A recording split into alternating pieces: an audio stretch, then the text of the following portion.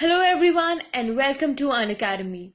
Today we are going to start with the first lesson of the course, a very simple yet an important topic, tenses. Under tenses we'll be dealing with the three types, present tense, past tense and future tense. Now, what are tenses? A tense is a form taken by a verb to show time of an action. It is a grammatical tense, a temporal linguistic quality expressing the time at, during, or over which an action denoted by a verb occurs. Now the concept of tense acts in two ways. The first one is auxiliary tense. It can be shown by adding verbs to the words. For example, was going or is running. The second one is morphological tense. It can be used by changing the spelling of the verb. For example, was and went. Now we come on to the first type, present tense. It is used to denote what you are currently doing. The first subtype is present indefinite. Now present indefinite tense is used to describe permanent truths and habitual or customary activities. It is also used to express general truths such as scientific facts. For example, the moon shines during the night, or rectangles have four sides, or your daughter speaks very well.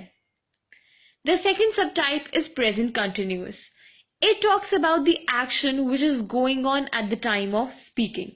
Now friends, please remember the rule used for present continuous tense is to use is or am plus the root of the verb and ing. For example, the students are writing an essay.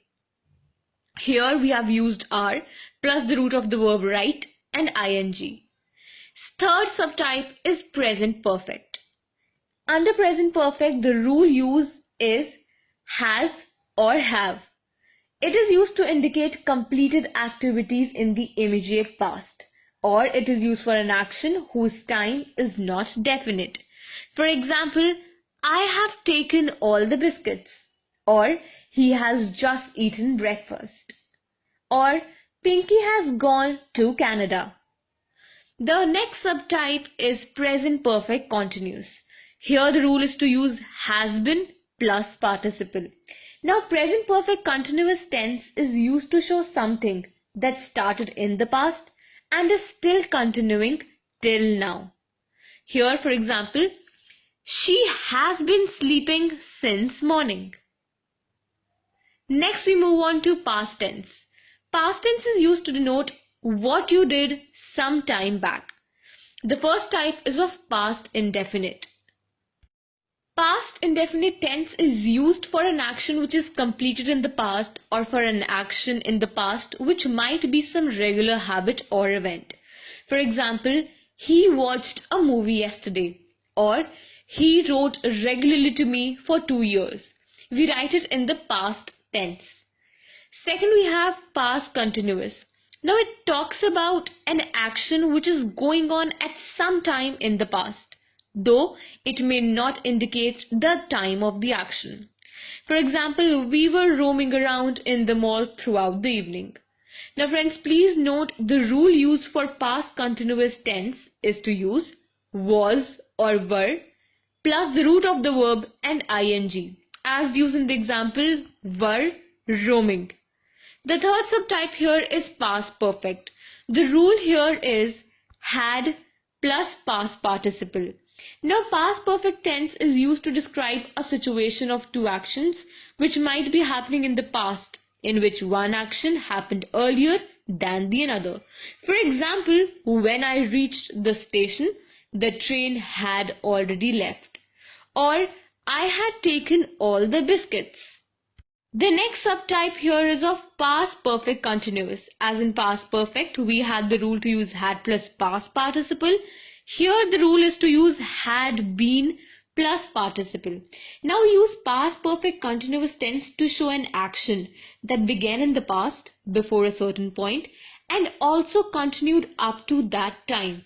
For example, I had been writing for 2 hours, or I had been reading the novel since morning. Next we move on to future tense. Now future tense denotes what you will do later. The first type is of future indefinite. Now, future indefinite tense is used to express the future as fact. For example, I shall be 25 next month. Or, future indefinite tense is also used to talk about what is expected to happen in the future. For example, I think India will win this series. Here, please remember the rule is to express in terms of future indefinite tense, you must use shall or will with the form of the verb. For example, we shall visit the fair. We shall not break the rules of the college. Shall we complete the assignment? Will you walk down the road with me? The next subtype is future continuous. Now, it talks about an action which will be taking place at some time. The rule for future continuous tense is to use will be, shall be, plus root of the verb and ing. For example, I will be playing cricket in the evening. Here we have used will be along with the root of the verb play plus ing, playing. Next we have future perfect tense. Now future perfect tense, now it is used to show the completion of an action by a certain time in the future. For example, by the month end we shall have completed the process. Now here the rule is to use to have, will have, plus past participle. Also we use future perfect tense for formation of negative and interrogative sentences. For example, she will not have played. Will she have played? So please remember will have or shall have is used along with the past participle in future perfect. Next is future perfect continuous. Now it is used for an action that will be in progress over a period of time and will continue in the future. For example, by next March, we shall have been studying here for 1 year. Now here the rule is to use will have been plus root of the verb and ing. Next we move on to the exercise. Now the first one is fill in the blanks. Our guests dash, they are sitting in the garden. Now which one is the suitable one? Arrive, have arrived, had arrived. The answer is our guests have arrived, they are sitting in the garden. Now the second one is he is watching a movie. You have to convert it into past indefinite tense. The answer is he watched a movie. The third one is Radhika has gone to Canada, converted into past perfect tense. Now here the rule, please remember, for past perfect was to use had along with past participle. So the answer for this is Radhika had gone to Canada. Thank you so much. You have completed the first lesson.